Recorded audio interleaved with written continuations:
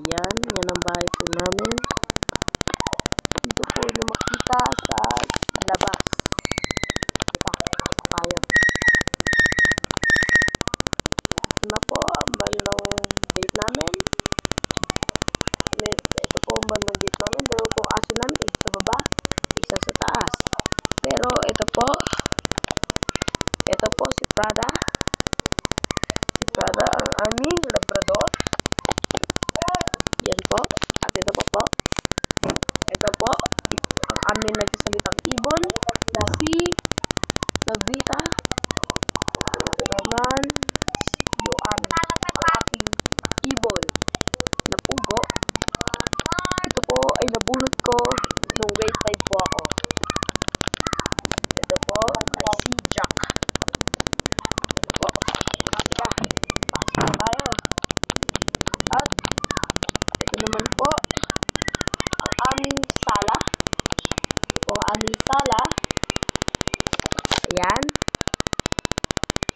Ayan po ang aming sala. Sorry po, medyo magulo po ang aming sala. Ito po. Ito po ang aming laptop. At ito yung wifi po dito. Ito po. At pupunta naman tayo sa kitchen. Yan. Ito ang aming kitchen. Makita niyo po dito. Ito po kami kumakain. Pag-step mo dito, ito na po ang kitchen. At dito po ang dining room. Okay? Ngayon, diretso tayo sa CR. Ito po ang CR namin. Ayan. Ito po ang inidoro. Tubig. At shower. Ayan po. Ito po kami maliligo.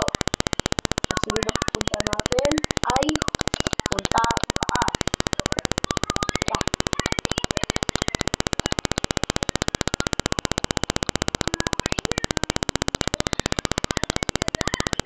Ito po. Ay tayo po ay pinupunta sa taas.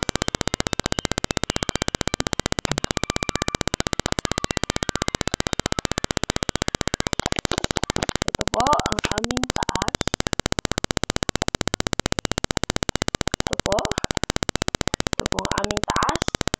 TV. Cabinet ng ate ko. Gamitan ko. Electric fan. Sorry po dahil may magulo dito. Dito po. Nakahiga ang aking dalawang kapatid. At dito naman ako nakahiga. Sa may taas. Gulo ng kama ko. Sorry po. At ito po yung sinasabi namin aso. Na dito sa taas. Nandito po tayo ngayon sa terrace. Ito po ang aso namin si Mocha. Yan po. Ito naman po si Billy. Ito naman po si Kin. At ito naman po si Christine.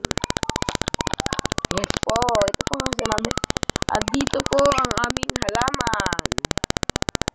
At dito po.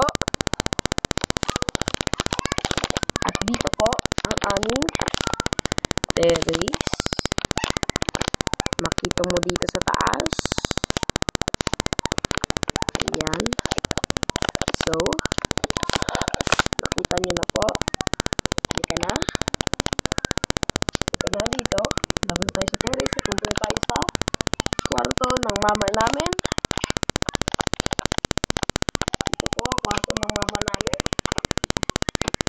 Ito po ang kwarto ng mama namin. Magulo po, diba?